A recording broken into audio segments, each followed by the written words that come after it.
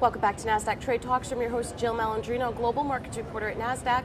We've been coming to you live from Inside ETFs in Hollywood, Florida. Joining me for this segment, we have Esty Jimerson. She is the Managing Director and Head of Asset Manager Distribution over at Investment. And we are going to focus on distribution and the new normal. Esty, thanks so much for joining us. Thanks. From Inside ETFs. So let's talk about the distribution landscape. Why and how is it changing so dramatically? Yeah, so there are a lot of factors that we can talk about all day.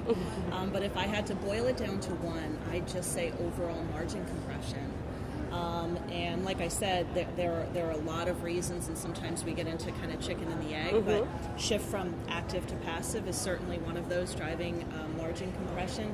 Overall fee pressure, technology dramatically changing the way business is done. So this is all contributing, like I said, to margin compression. Asset, and while everyone's been feeling it, certainly across the industry, I think you can argue that asset managers have really been feeling the brunt of this. You might also argue that they have the farthest to fall, the widest margins, some of the widest margins. But still, it's forcing them to think differently about distribution, about going in deeper with fewer partners, being a lot smarter about distribution and overall more efficient. So what should they be doing? How should they be responding to this? Yeah, so I boil this down to three major items. Models, practice management, and data.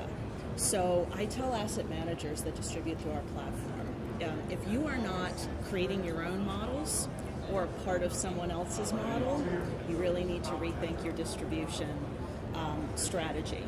Because models, that's a trend that's been in place for a while, and I only see things heating up there and accelerating. Secondly, data. So, that's not terribly new, right? Everyone's been either buying or selling data for years and years. What's new is the optimizing of data and actually using data very concretely to be smarter about your distribution. So pinpointing exactly where your best opportunities are, which advisors are most likely to buy your products, and concentrating there. And lastly, practice management. So advisors are requesting more of asset managers. It's not just selling and buying a product. It's how can you as the asset manager help me as the advisor build and grow my business? Right. Well, it's interesting that you said that asset managers have the farthest to fall. It seems like they're the ones that are being pulled in the most amount of directions. They really are. I mean, you have obviously performance demands, and then of course advisors. That's right. Performance is the bare minimum. Right. It's so much more than that. Advisors are really spurring this. So as advisors bring themselves kind of up the value chain of advice, they're leaning more and more on their asset manager partners to help them get there. And they get there through practice management and very consultative type of services that kind of round out that offer. Do you see asset managers outsourcing more to manage this compressed fee environment?